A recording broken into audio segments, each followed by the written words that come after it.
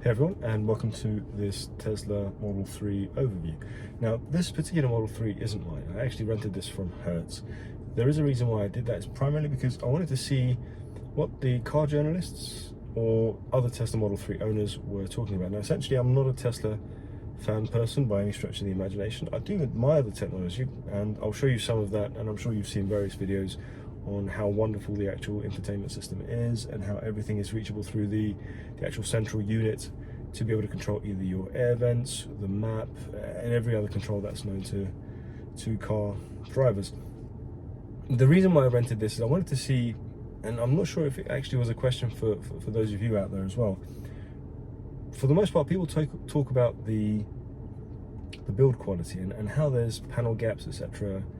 And I wanted to actually truly see if I would mind the build quality issues. Now, for the most part, I don't really care about the panel gaps because I'm not out there with a particularly fine ruler looking whether or not a panel gap is 1 millimeter on one side and 1.2 millimeters on the other. And yeah, if I sat there, with a stool in front of the car, I could probably figure out what doesn't quite fit where symmetrically, but as I said, I don't really care about that. What I wanted to find out is whether or not this particular car would be a viable option for a family. Now, you can actually see off over my right shoulder the baby seat, so I actually do have a toddler, and that was quite key in any decision making that I make for anything on a day-to-day basis.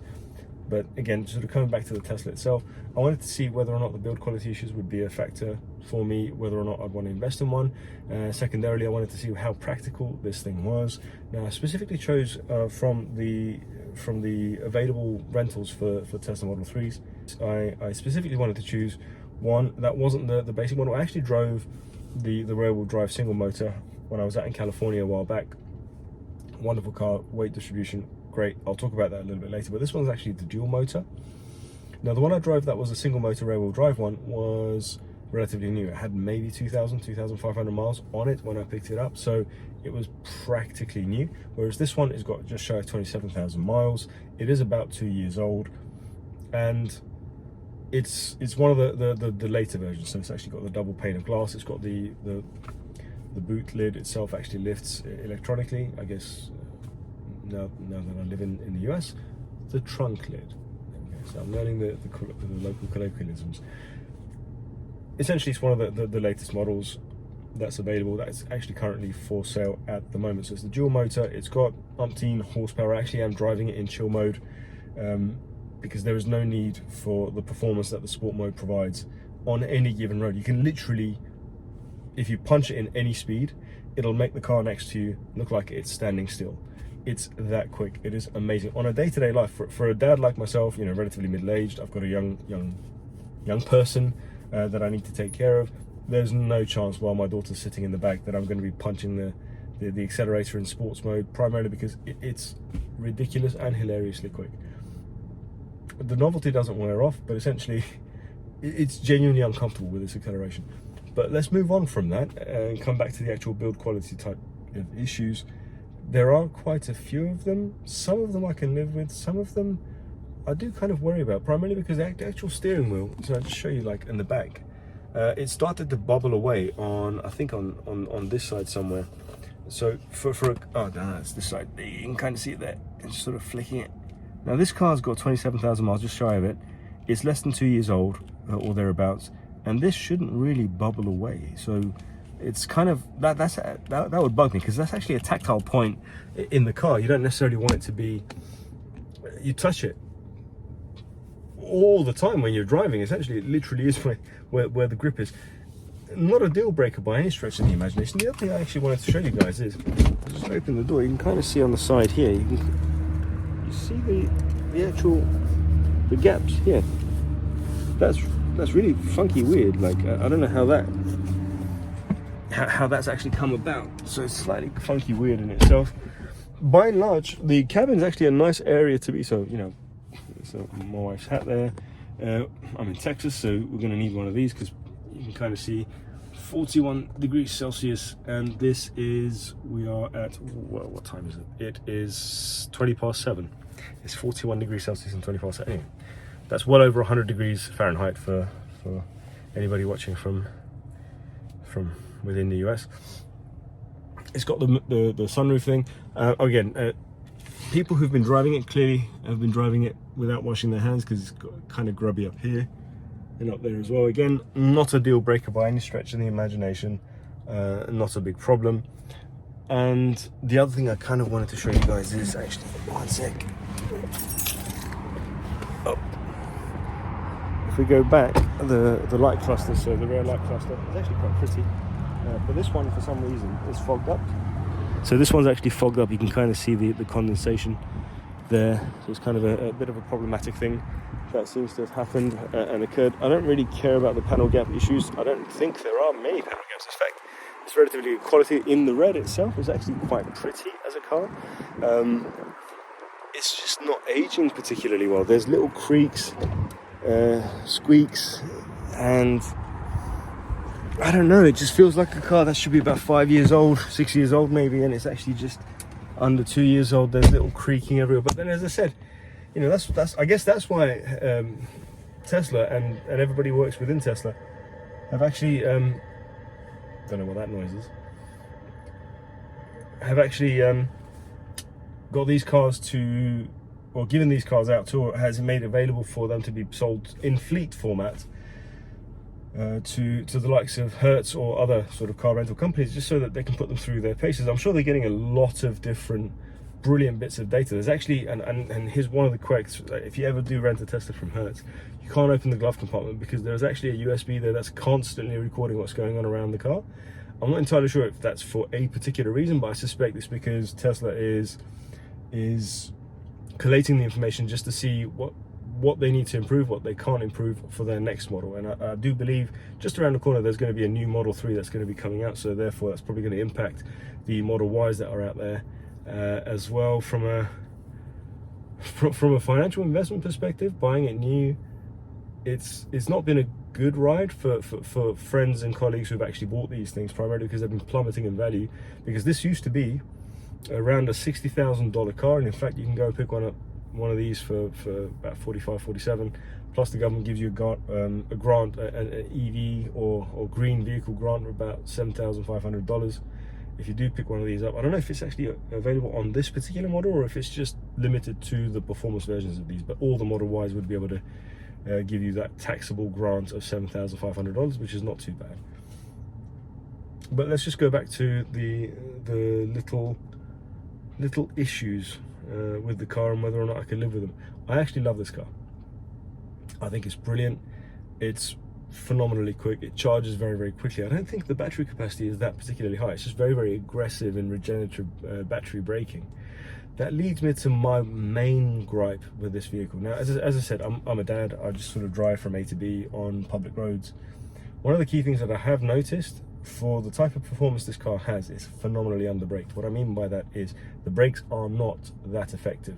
The way that they've been tuned, is the best way I can put it, is for maximum regenerative braking all the time. So it's been built as an EV, it needs to be driven as an EV, and you need to change the mindset of any driver that's got into a Tesla to be able to drive it, to get the best out of it. There's a certain specific way to be able to drive these vehicles, and that's with the regenerative braking, with trying to sort of capture as much of the power back into the capacitors itself.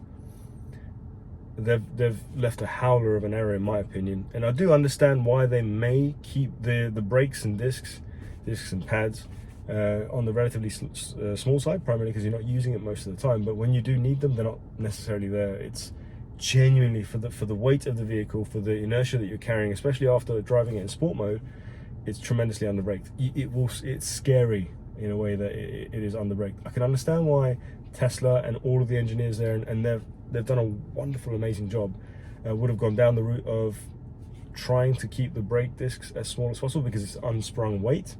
And what I mean by that is, if you keep the unsprung weight off the car, it's almost like, you know, every kilogram that of unsprung weight that you manage to keep off the vehicle is the same as keeping 4 kilograms of sprung weight. So that's the weight that's on top of the actual suspension. It's about equivalent. So, and those rotors spinning around is unsprung weight, and they're relatively tiny. I don't know, it's just, it doesn't make sense. For the most part, like, if you want to do any sort of spirited driving, and for the most part, if you keep it in sport mode, which is actually the normal one, so you've only got chill or sport. If you keep it in sport mode, and let's call that to be the normal way of driving these vehicles, it's way quick, like ridiculously quick, and it's phenomenally badly braked. And that in itself, for me, I don't know, it's just not quite right. It's a quirk of an era, and I know that a lot of the people are only going to be using this vehicle as a Ford Raptor. It's just an F-150 Raptor. Anyway, sorry, scroll moment. Yeah, so the braking is woeful, and for the most part, you're going to be using the regenerative braking when you're driving this vehicle anyway. But it's just not particularly awe-inspiring. Now, driving in chill mode is perfectly fine. You don't necessarily get up to speed very quickly, and the speeds that you do get up to is not going to be ridiculous. Not very quickly anyway. You can still get up to over 120 miles an hour in these cars. Not that I did that. I haven't, Mr. Officer. Anyway, would I buy this one? No, I wouldn't. Not for any other reason apart from, it's not the braking. I mean, yeah, I would still love to have this car. It's just way too low to the ground, and going up little curbs, it's almost guaranteed you're going to be scraping the front. I actually live in a house where there's a little bit of a steep of a drive at the moment, so that's a place that I'm renting at the moment with my family. And this car, even going up, you know, approaching it and going up about 5 miles an hour, let's just say, it's still not going to be particularly good to be able to handle that, or regular speed humps, or I mean UK type speed humps. This car would be horrible at. If I was going to get one of these, I actually wouldn't get the dual motor. I'd get the single motor rear wheel drive, because that's actually phenomenally fun to drive. The lack of extra weight does mean that it is a lot more fun, and it doesn't feel as though it's under braked. So the lack of that extra bit of weight, it phenomenally changes the characteristics for the Model 3 itself. So if you're interested in a zippy sports car-esque EV, I'd get the Model 3 single motor. It's nowhere near as quick, but it's quick enough, and the weight distribution is amazing. Driving that up and down the hills in California, it's great. It just handled amazingly. It wasn't intrusive in any way, shape or form. It's brisk enough, and you can actually carry the inertia. It's not too heavy, so that it's helping you from corner to corner. You can actually weave the car in mountain roads, whereas this one, for what it is, it's completely under braked. Nobody needs that extra little bit of power. And I haven't quite tested the Model Y. That's going to be actually next week, so I'll let you guys and girls know what I think of that when I do get it. But at the moment, this particular one I think is flawed in many ways. It's too fast for what it is, for the braking at least. It's too fast for its brakes. It's too heavy, nowhere near as heavy or as unsettled as the Kia EV6, by the way. But I'll go into that in a separate video. Actually, screw it. Let's talk about it right now. I had the Kia EV6 for about a month. I did 1,400 miles using that vehicle. Tremendously economical, wonderfully quick to charge using the charge point DC chargers. So it would charge at almost 150 kilowatts, and it would receive that very quickly. It would charge up really nicely, not a problem. Build quality way better than the Tesla. I mean, the steering wheel, the way you hold it is great. The buttons, the tactility, everything else, just wonderful car.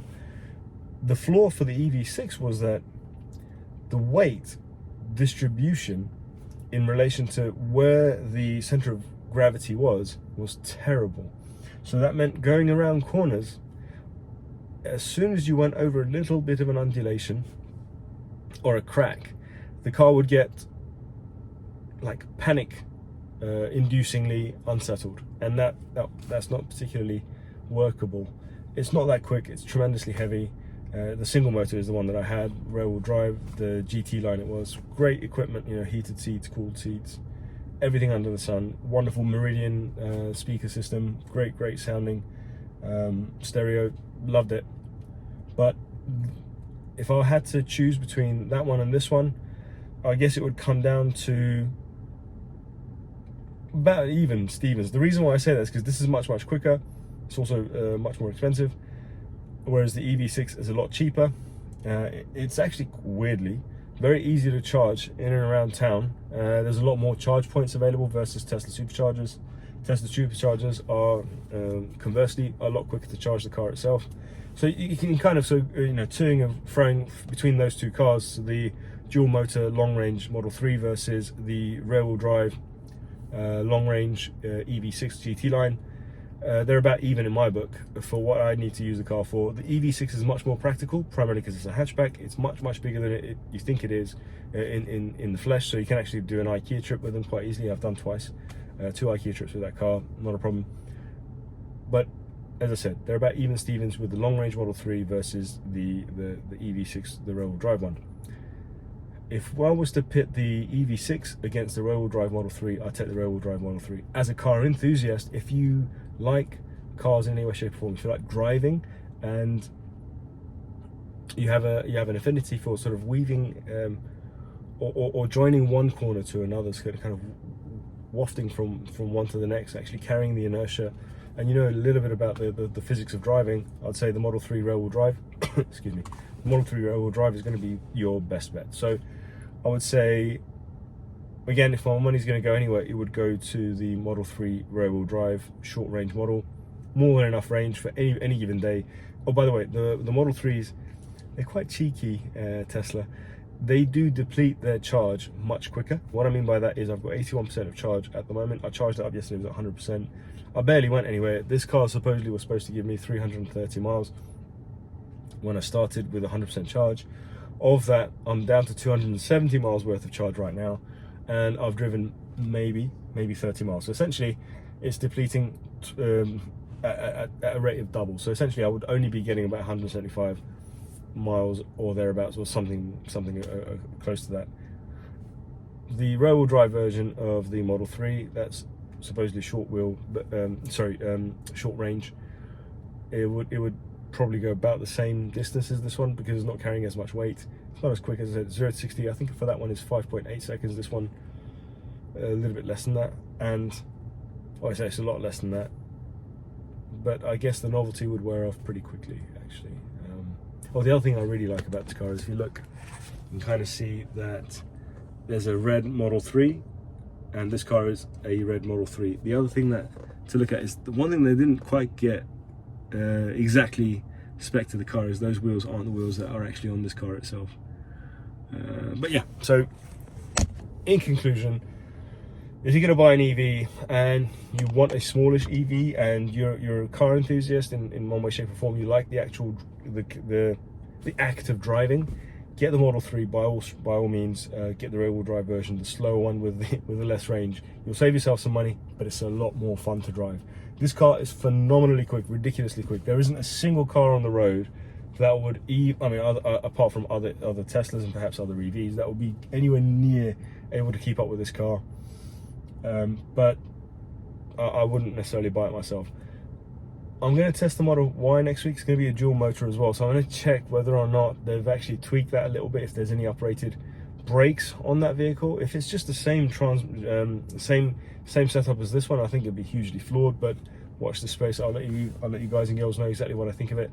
Up until that point, thank you for listening to me drone on for the last 10-15 minutes or so, or thereabouts. So appreciate it, and catch you in the next one. Take care.